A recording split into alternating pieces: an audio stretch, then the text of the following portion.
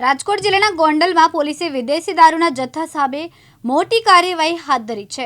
Gondal B division પોલીસે ઉમરાળા ચોકડી પાસે વાહન ચેકિંગ દરમિયાન વિદેશી દારૂથી ભરેલું કન્ટેનર ઝડપી પાડીને કરોડો નહીં પરંતુ લાખો રૂપિયાનો મુદ્દામાલ જપ્ત કર્યો છે। જો કે ટેન્કરનો ચાલક અંધારાનો લાભ લઈને ફરાર થઈ ગયો હતો, જેને ઝડપી પાડવા પોલીસે તપાસનો ધમધમાટ શરૂ કર્યો છે। રાજકોટ જિલ્લાના ગોંડલ નજીક ઉમરાળા ગામ પાસે નેશનલ હાઈવે પર ગોંડલ બી ડિવિઝન પોલીસ દ્વારા વાહન ચેકિંગ હાથ ધરવામાં આવ્યું હતું। દરમિયાન શંકાસ્પદ કન્ટેનરને રોકીને તપાસ કરતા અંદરથી વિદેશી દારૂનો મોટો જથ્થો મળી આવ્યો હતો। પોલીસે કન્ટેનરમાંથી કુલ 940 પેટીમાં 25,426 વિદેશી દારૂની બોટલો કબજે કરી હતી। જપ્ત કરાયેલા દારૂની કિંમત અંદાજે 59.32 લાખ હોવાનું સામે આવ્યું, જ્યારે કન્ટેનર સહિત કુલ 89.32 લાખનો મુદ્દામાલ પોલીસે કબજે કર્યો છે।